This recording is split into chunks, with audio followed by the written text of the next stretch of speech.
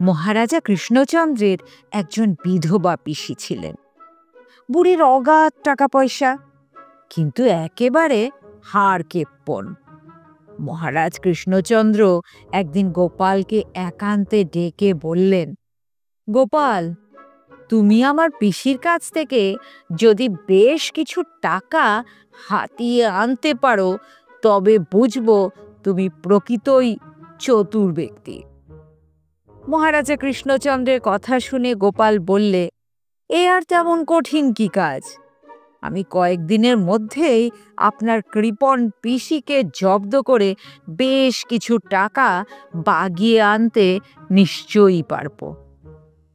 মহারাজ কৃষ্ণচন্দ্র তখন গোপালকে বললেন, গোপাল, তুমি যদি আমার কৃপণ পিসির কাছ থেকে টাকা বাগিয়ে আনতে পারো তবে যে টাকা তুমি বাগিয়ে আনবে আমি সেই টাকার দ্বিগুণ তোমাকে দেব।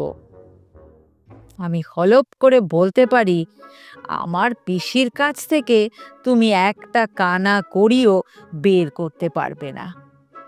গোপাল বললে, দেখুন না মহারাজ, পিসির কাছ থেকে আমি টাকা আনতে পারি কিনা। পরদিনই গোপাল রাজা কৃষ্ণচন্দ্রের পিসির ঝিয়ের সঙ্গে পরামর্শ করে পিসির কাছে হাজির হলো। পিসি জিজ্ঞেস করলেন, হঠাৎ এদিকে কি মনে করে গোপাল?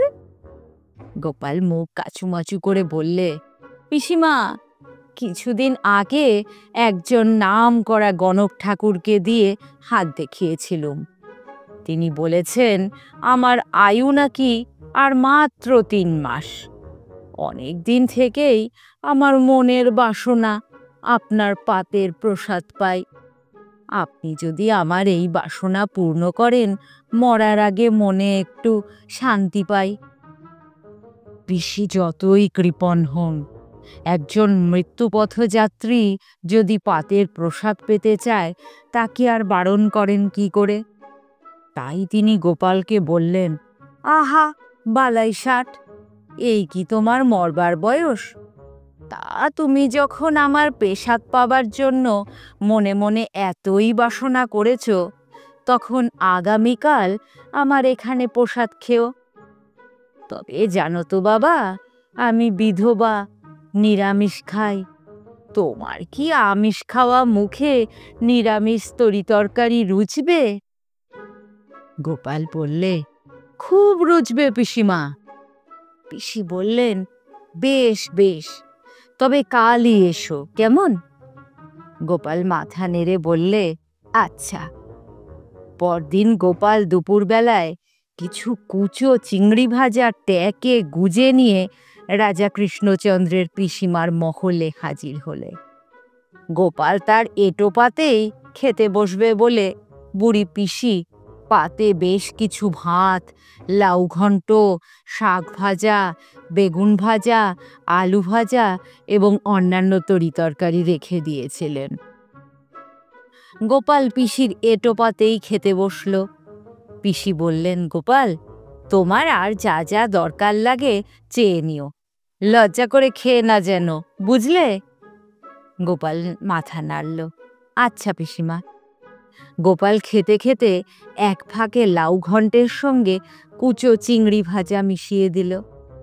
গোপাল সবই খেল, কিন্তু পাতে কুচো চিংড়ি মেশানো কিছু লাউ ঘন্ট রেখে দিল। পিসি বললেন, পেট ভরেছে তো গোপাল? গোপাল মুচকি হেসে বললে, হ্যাঁ, খুব ভরেছে পিসিমা। লাউ কুচো চিংড়ির ঘন্টটা খুব খাসা হয়েছে। আহা কি চমৎকার খেতে, যাকে বলে অমৃত। পিসি অবাক হয়ে বললেন, কি বললে? কুচো চিংড়ি?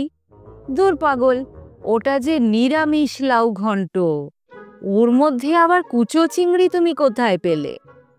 গোপাল মুচকি হেসে বললে, বিশ্বাস না হয় আপনার ঝিকে ডেকেই দেখান না, আমার পাতে এখনো একটুখানি লাউ ঘন্ট পড়ে রয়েছে।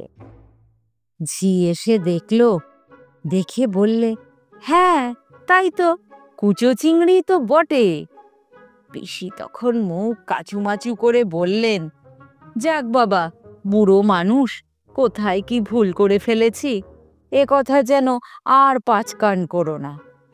গোপাল বললে, আমি কি চুপ করে থাকতে পারি পিসিমা? ভাঁড়ের কাজ করি, কথা বেচেই তো খেতে হয় আমায়। তাছাড়া আর কটা দিনই বা বাঁচবো? মরার আগে মিথ্যে কথা বলে পাপ বাড়িয়ে লাভ কি? ছেলেপুলেদের জন্য যদি কিছু না রেখে যেতে পারি, তবে যে তাদের পথে পথে ভিক্ষে করে বেড়াতে হবে। রিপন পিসি তখন গোপালকে ঠান্ডা রাখার জন্য বললেন, আমি না হয় তোমাকে 2টো টাকা দিচ্ছি, এ কথা আর কাউকে বলো না। গোপাল মুচকি হেসে বললে, মাত্র 2টো টাকা দিয়ে কি ভাঁড়ের মুখ বন্ধ রাখা যায় পিসিমা? তাছাড়া টাকা ঘুষ নেওয়াও যে পাপ। না পিসিমা, ও আমি পারবো না। তবে যদি... সে বললেন, থামলে কেন বাবা, বলো না। গোপাল একটু থেমে বললে, আপনার মুখ চেয়ে পাপ কাজও করতে পারি পিসিমা।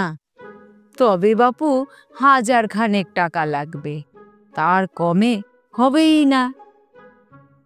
গোপালের কথা শুনে কৃপণ পিসি আঁতকে উঠলেন। বলো কি গোপাল, অত টাকা যদি দিতে হয়, তবে যে আমি তোমার আগে মারা পড়ব। আমি তোমাকে না হয় 20 টাকাই দেব। শেষ পর্যন্ত অনেক দর কষাকষির পর গোপালের হাতে 500 টাকা গুনে দিয়ে তবেই পিসি রেহাই পেলেন। মহারাজের লোক আড়াল থেকে সব কিছু দেখেছে এবং শুনেছে। সে মহারাজকে সব কথাই বললে। সব কথা শুনে মহারাজ কৃষ্ণচন্দ্র গোপালের বুদ্ধির তারিফ না করে পারলেন না। কথা মতো 500 টাকার দ্বিগুণ অর্থাৎ 1000 টাকাও দিলেন গোপালকে।